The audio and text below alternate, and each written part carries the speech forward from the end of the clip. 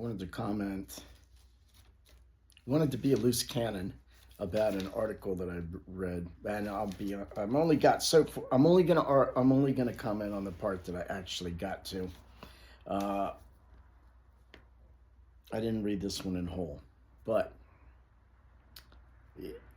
it immediately had me thinking of things right off the bat. This is an article from the Washington Post, How to Truly Improve Foreign Aid, with no author given, so we don't know who's coming up with these ideas.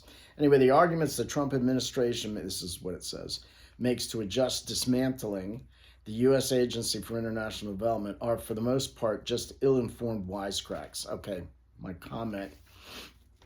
What I'm about to say may be ill-informed comments or wisecracks, but don't these countries, right off the bat, don't these countries have kings?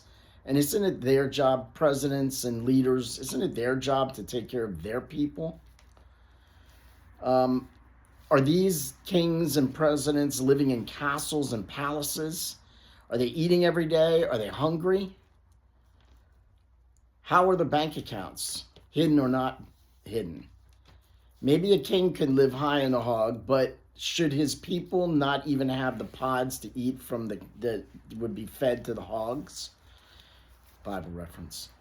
I know we have corruption in our country, and I can only imagine that the corruption in other countries is worse, especially when you have literal, not presumed or make-believe dictators, but when you have literal dictators who, if you open your mouth, they just kill you. They don't try to arrest you. They don't try to they arrest you, then kill you. To all the varying degrees that we read about, because you only read about the bad stuff in the paper. When we get to the poor, does it actually go to the poor people there? Or does it get to them at all? Do they get some of it? Do they get any of it? Do the corrupt politicians, rulers, and warlords take it all? Isn't that what happened in Somalia? We brought a bunch of stuff over there a few decades back, and the warlords just took it. They don't get it. Comment number 2. So I guess I'm saying, shouldn't these people take care of themselves? Wasn't there just a African ruler who was laughing a few weeks ago going, you people are complaining about Trump not giving you money anymore. Why should he give you money at all? You're not his people. You're not the United States citizens. And that was, and everybody, and some people, if you heard about that. So he was a leader from I think he was a leader from a black country, African country. He was just saying, why are we complaining? It's not our money. We can't complain because he's not giving us money or enough money. Back to the article. To call the United States 10 million contribution to support male circumcision in Mozambique. Appalling waste, as Donald Trump has done, reveals how his ignorance of how the procedure helps prevent HIV infection. Again, why are we taking care? Isn't that the king's job? I looked it up, and it may have been, I'm pretty sure it was Mozambique. I looked up Mozambique really fast. The king of Mozambique is an absolute dictator.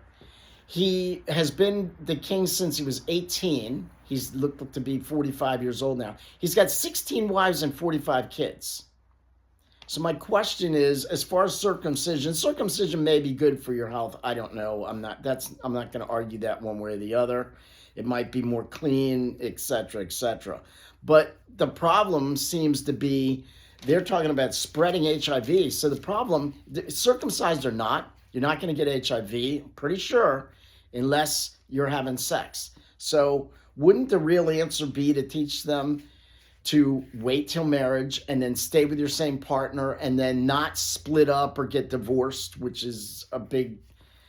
What does till death do us part actually mean? It doesn't mean anything. It means, or until I decide to get the law to say that I can get a divorce. Anyway, wouldn't it be better for them? And I know I've been told, well, it's not going to work. People are going to have sex. Okay, fine. But then that's the part of, just like when you have sex, the actual result of sex oftentimes, or can be pregnancy. that's part of the result. You knew what you got into. If you have sex, you might get HIV, especially if you're having that kind of sex. Well, okay, we know that HIV can be spread in multiple ways. But anyway, the point is, you should know, if you don't want to get AIDS or pregnant, don't have sex. And lastly, this article says, the ridicule of specific programs only muddles the important debate over how to ensure that foreign aid serves its core mission, which is, it says here, to improve the lives of billions living in the world's most impoverished nations. Okay, that may be the mission, but is that our mission? Is that our job? I mean, are we supposed to be... It muddles the debate or opens it up. What should we actually be doing? We should find out what works, what doesn't work, what we can feed, what's possible, what's charitable. And then, you know what about our own people? So, yeah, this article, again, I did not finish reading it. It just got that far, and already I had so many ill-informed wisecracks to make. So I'm just saying that I've said this before, no one takes personal responsibility. I've made mistakes, and I've made mistakes, and those mistakes are mine. So if I could have been, I could have been making more money. But I made mistakes, I made decisions, and now I live with those decisions. And people make decisions, they get married, they get pregnant, they don't go to school. Those are all decisions that we live with. And is it the United States' job to actually try to fix the problems of the world? Nice if we could, but it doesn't really seem like that's fiscally responsible. So, yeah. How to truly improve foreign aid? Well, let's start with how to improve the citizens of our own country. And let's ask the kings and warlords and dictators of the other countries to take care of their own countries, because they got the money. They've got it in their hidden bank accounts. They got it where they've stolen it. They've got it by killing the people. That Mozambique was quite a little story there. No free speech or free press in that country. So we're going to give them money so that they can get circumcisions so that they don't get more HIV. Really?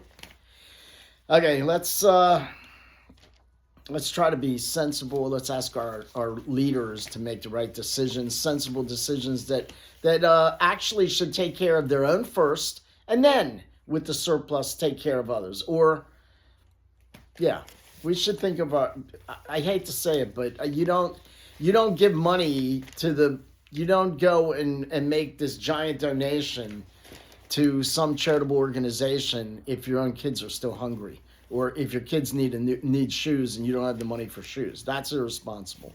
So let's ask all the saints to pray for us, pray for the souls in purgatory.